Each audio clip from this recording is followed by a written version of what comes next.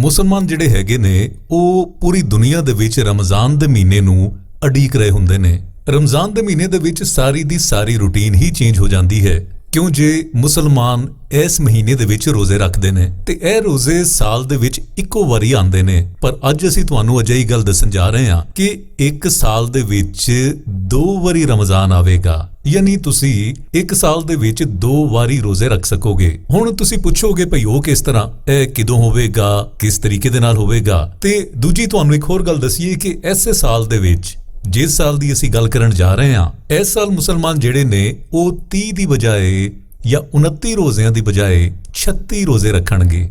ਹੈ ਨਾ ਹੈਰਾਨੀ ਵਾਲੀ ਗੱਲ।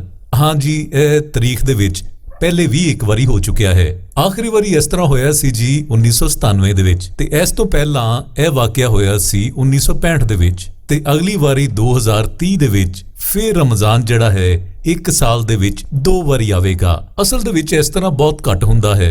ਜਦੋਂ ਮੁਸਲਮਾਨ ਜਿਹੜੇ ਨੇ ਉਹ ਸ਼ਮਸੀ ਸਾਲ ਯਾਨੀ ਸੂਰਜ ਦੇ ਹਿਸਾਬ ਦੇ ਨਾਲ ਜਿਹੜਾ ਸਾਲ ਹੈ ਉਹਦੇ ਵਿੱਚ 30 ਤੋਂ ਬਹੁਤੇ ਰੋਜ਼ੇ ਰੱਖਣ ਦਾ ਮੌਕਾ ਲੱਭਦਾ ਹੈ। ਪਰ 2030 ਅਜਿਹਾ ਸਾਲ ਹੋਵੇਗਾ ਜਦੋਂ ਪੂਰੀ ਦੁਨੀਆ ਦੇ ਮੁਸਲਮਾਨ 30 ਦੀ ਬਜਾਏ 36 ਰੋਜ਼ੇ ਰੱਖਣਗੇ। ਹੁਣ ਇਹਦੀ ਵਜ੍ਹਾ ਇਹ ਹੈ ਕਿ ਚੰਦ ਦਾ ਜਿਹੜਾ ਸਾਲ ਹੈ ਉਹ ਸਾਡੇ ਰੂਟੀਨ ਦੇ ਸਾਲ ਦੇ ਮੁਕਾਬਲੇ ਦੇ ਵਿੱਚ 10 ਦਿਨ ਘੱਟ ਹੁੰਦਾ ਹੈ। ਇਹੋ ਵਜ੍ਹਾ ਹੈ ਭਈ ਹਰ ਸਾਲ ਪਿਛਲੇ ਸਾਲ ਦੀ ਬਜਾਏ ਰਮਜ਼ਾਨ ਦੇ ਵਿੱਚ 11 ਦਿਨਾਂ ਦਾ ਫਰਕ ਪੈ ਜਾਂਦਾ ਹੈ। ਹੁਣ 5 ਜਨਵਰੀ 2030 ਨੂੰ ਯਾਨੀ 1451 ਹਿਜਰੀ ਦੇ ਰਮਜ਼ਾਨ ਦਾ ਆਗਾਜ਼ ਹੋ ਜਾਵੇਗਾ, ਜਿਸ ਦੇ ਉਮੀਦ ਕੀਤੀ ਜਾ ਸਕਦੀ ਹੈ ਕਿ 30 ਰੋਜ਼ੇ ਹੋਣਗੇ।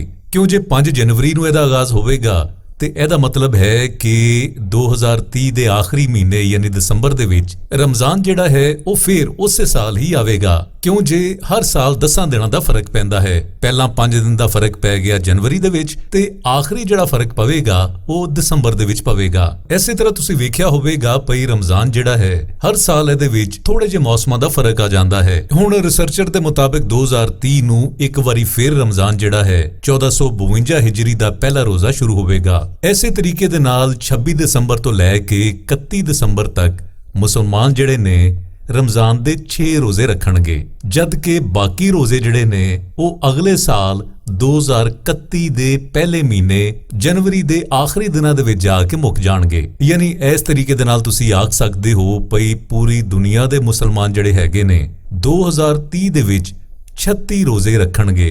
ਤੇ ਇਹੋ ਜਿਹੀ ਜਿਹੜੀ ਚੀਜ਼ ਹੈ ਤਾਰੀਖ ਦੇ ਵਿੱਚ ਇਹ ਬਹੁਤ ਘੱਟ ਆਂਦੀ ਹੈ। ਰੋਜ਼ੇ ਤਾਂ ਤੁਸੀਂ ਉਂਝ ਵੀ ਰੱਖਦੇ ਹੋਵੋਗੇ, ਪਰ ਯਕੀਨਨ ਜੇ ਸਾਨੂੰ ਸਾਰਿਆਂ ਨੂੰ ਇਹ ਰਮਜ਼ਾਨ ਵੇਖਣ ਦਾ ਮੌਕਾ ਮਿਲੇਗਾ ਤੇ ਸਾਡੇ ਵਾਸਤੇ ਇੱਕ ਨਵੀਂ ਗੱਲ ਹੋਵੇਗੀ ਤੇ ਖੁਸ਼ੀ ਦੀ ਵੀ ਕਿ ਇੱਕ ਸਾਲ ਦੇ ਵਿੱਚ 2 ਵਾਰੀ ਰਮਜ਼ਾਨ ਅਸੀਂ ਵੇਖ ਸਕਾਂਗੇ। ਉਮੀਦ ਕਰਦੇ ਹਾਂ ਕਿ ਤੁਹਾਨੂੰ ਸਾਡੀ ਇਹ ਵੀਡੀਓ ਪਸੰਦ ਆਈ ਹੋਵੇਗੀ।